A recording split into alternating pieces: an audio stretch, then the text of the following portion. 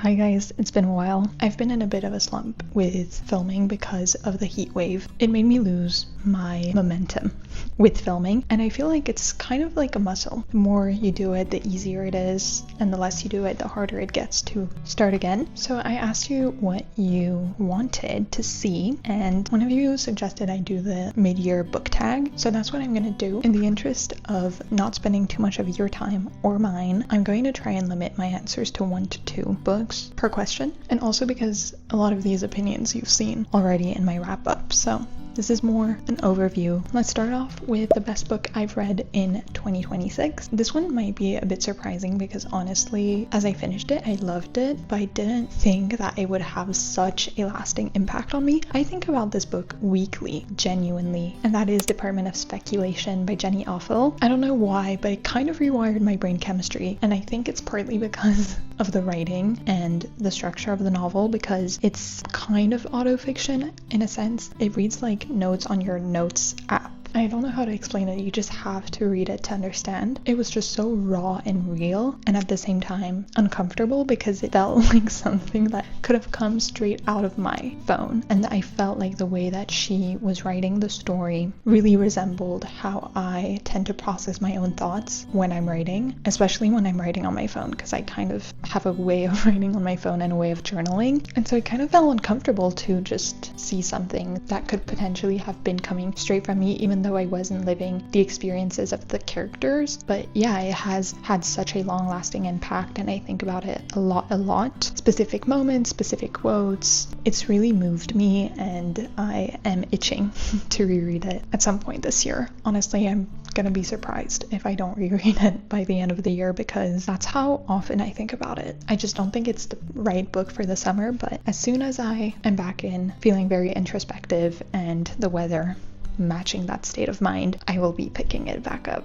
Okay, the next question is the best sequel I've read so far this year. Well, I only read 3 technically, and one of them I did start this year, so I don't know if that counts, but if it counts, that would be my favorite, and that is Transit by Rachel Cusk. I have loved the Outline trilogy so far. I just bought Kudos very recently, and I'm hoping to read it this month or next month. I think it's also similar to Department of Speculation, where the structure of the book really worked with me, and I have really enjoyed reading about these conversations that our main character is having with people, and how she approaches them, how she thinks about them and through them, and also what they reveal about her anxieties, I guess. I think it's a really brilliant and innovative way to write a story, but also just questions about life and philosophical ponderings, I guess. So that is for sure my favorite sequel, but since I started this year, my other answer would be Un été pour te retrouver by Morgane Moncomble. Like I explained in my June wrap-up,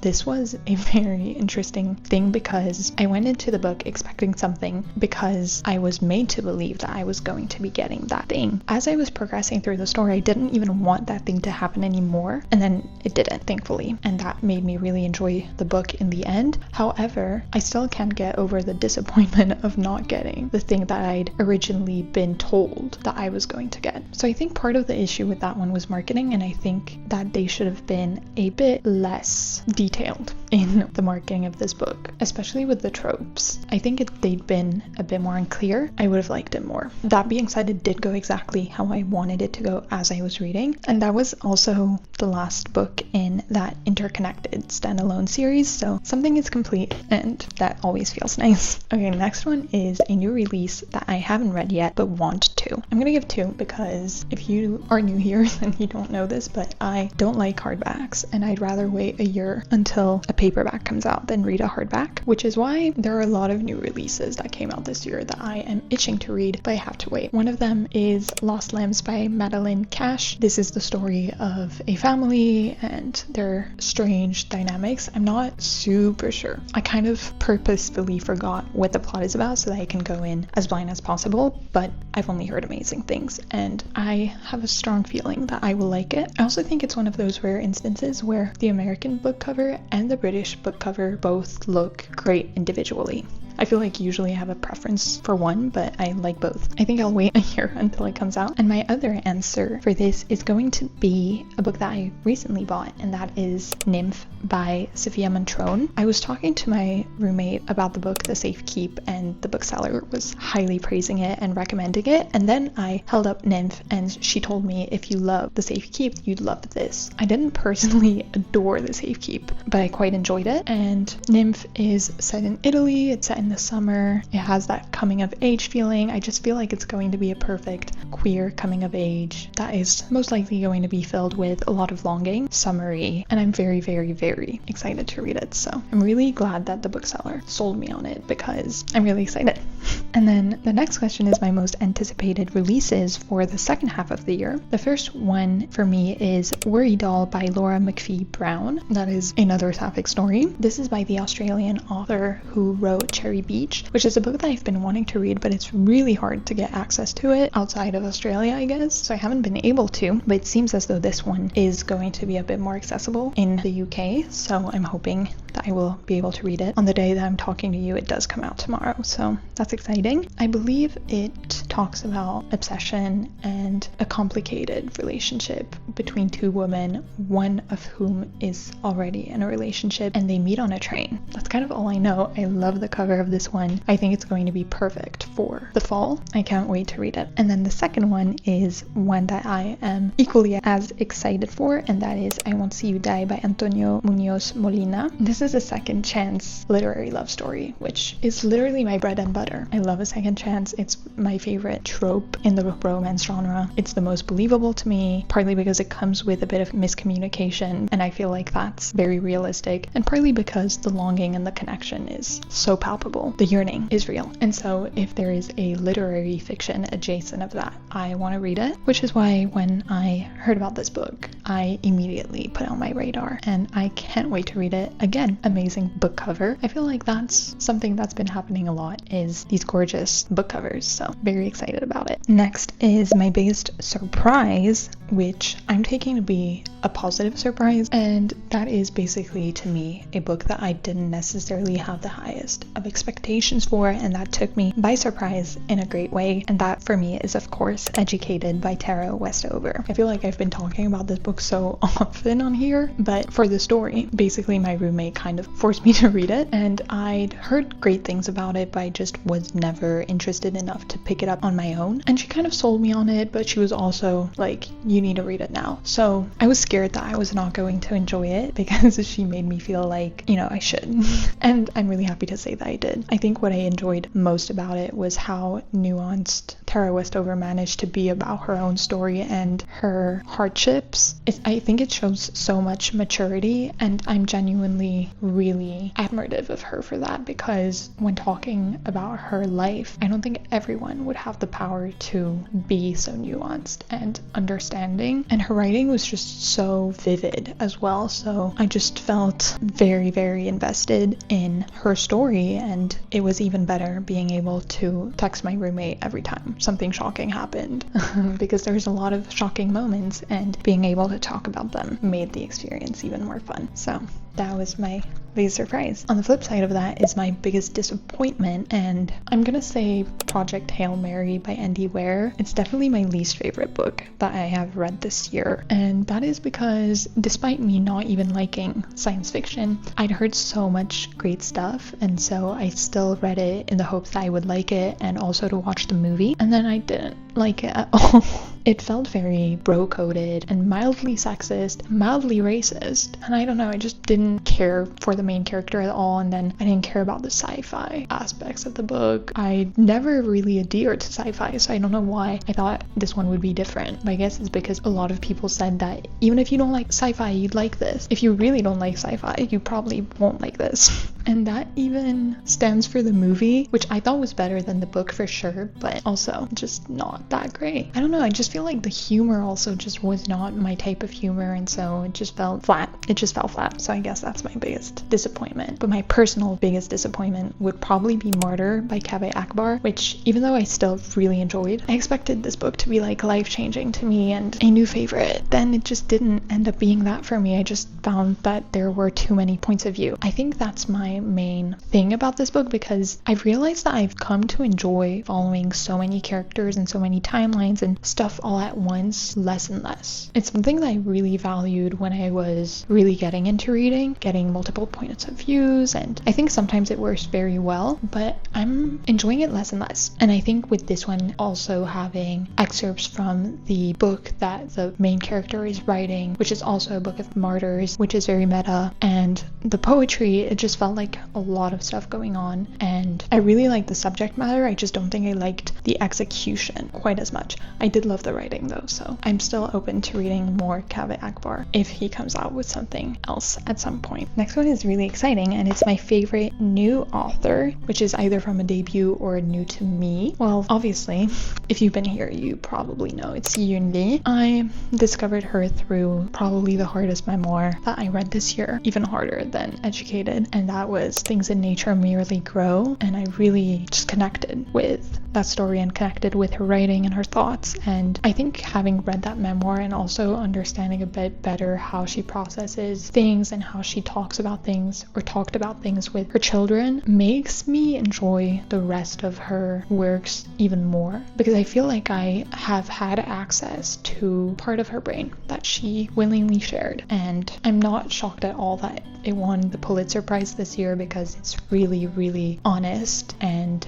raw and hard to read, but I think it's also such an act of courage. So yeah, that's my favorite new author. I'm so excited to read The Book of Goose. So excited. The next one is a bit silly, but that is my newest fictional crush. Technically there's two, but I'm only gonna give one, and I'm gonna say Silas from Writers and Lovers. This is not even a romance book, so you wouldn't expect me to say this probably, and I don't think that many people love Silas as much as I do, but I don't know why. Yeah, I really liked him. I think he was just so great, and yeah, I don't know why. Like, something about him just made me very, very connected and invested, and I felt, the little butterflies of a silly fictional crush. So definitely Silas from Writers and Lovers by Lily King. Next is a book that made me cry, and you probably already all know this, and that is because there is proof in this video, and that is Into the Blue by Emma Brody. I sobbed, cried like a baby, really, really hardcore crying, and it took me like an hour to finish the last 20 pages because I was torturing myself, which inevitably made me cry more than I would have if I had just continued reading. However, I don't think I could have read it any other way. I was so devastated and in disbelief and in denial. But if you're curious to see me cry, you can watch it right here. On the flip side of that is a book that made me happy, and I think I'm gonna give this one to Loved One by Aisha Muharrar, which I didn't expect myself to feel not happy the entire time, because the subject is hard and it is about grief and the grief of your old lover / best friend, so it's definitely not the easiest kind of book. I think it was quite funny and it made me laugh, and I really liked how she managed to keep a semblance of lightness to this really tragic thing. So definitely Loved One by Aisha Muharrar. But I also feel like happiness is a very hard emotion to feel when I'm reading. I feel like I'll feel giddy or excited, but rarely do I feel happy. I don't know. Okay, next is the most beautiful book I've bought or received this year, and that is this gift. It's the mini edition of Peter Pan with the gold foil. That's what it looks like. There are drawings inside, colored too. I got this from my family / my roommate bought it for my birthday, and Peter Pan is this kind of inside joke between me and my family, because when I was a child and I didn't really have any friends, I had this imaginary friend called Mary, because I was not able to say Wendy, but I just remember vividly that in my head it was Wendy, and it's kind of what made me feel a longing to London for all this time. It's all the more special because it meant so much to me. So that's definitely the most beautiful book that I have received and gotten this year. Okay, the next question is how many 5-star reads did I have this year? And without getting into what they are, because I want to save those for my best books of the year video that will come out at the end of the year or early next year, I will just tell you the number. There have been 5 so far, which is quite exciting because I think hitting 10 by the end of the year is a very achievable and good goal. And I've also been really stingy with them. I feel like I've been just not giving 5 stars unless it's a flawless book, and I didn't used to really be like that with 5 stars, but I feel like now I've correlated the 5 stars to favorite books of all time, which is not the exact same thing, so I should be a little nicer, which is what I'm trying to do a little bit. But yeah, there have been 5. The next question is what books I need to read by the end of this year. I'm gonna give 3. The first is Juno Loves Legs by Carl Geary. The second is Mayflies by Andrew Hagen, and the third is Walking Through Clear Water in a Pool Painted Black by Cookie Mueller. Obviously there's a lot more, some of them which are on my summer TBR, but these are the ones that I would like to read when fall and winter come and that are higher on my radar, I would say. Also because I've been pushing them off because all 3 I have a feeling that I will love, and so I just push them off as one does when one expects to give them 5 stars. Okay, the next one is so exciting. It's books I want to reread this year. I love a reread. I think I take as much joy in a reread as I do when I first read a book. So the first one is obviously, I've said it before, but Department of Speculation. Next is Alone with You in the Ether by Olivia Blake, which I read 2 summers ago, and I just brought it back to London with me, and I would love to give it a reread. I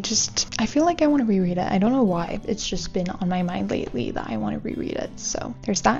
There is also The 7-Year Slip by Ashley Poston, which I read in 2023, I think. It's been so long, and I just think of Ewan in that book a lot.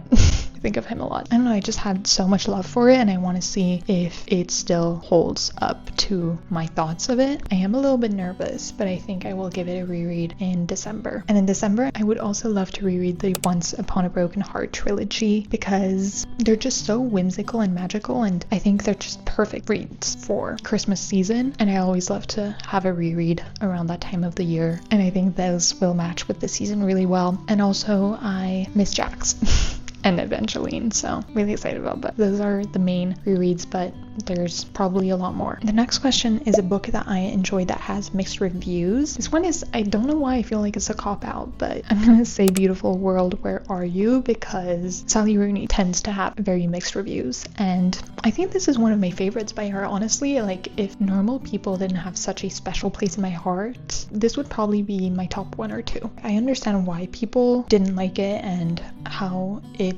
is very reminiscent to her other books, but that's what I love with her, and I think she manages to explore thoughts that I have personally and that I go through a lot, and especially that one, it just has conversations that I have personally had in my life and worries expressed in ways that I have expressed to other people, and so it felt very relatable and I really enjoyed it. And then the final question is 5-star predictions for the rest of the year. Obviously there's the 3 books that I said before, but another one, I think I'm going to say Betty by Tiffany McDaniel. I don't know why. I don't really know exactly what this book is about. One of you really made me want to read it, and I have just had this feeling that I'm going to absolutely adore it, so that's why I think it's a 5-star prediction, and it's also a book that I do think that I will be reading before the end of the year. I cheated a tiny bit because I only gave you books that I read up till the end of June, because it's already mid-July and the halfway point of the year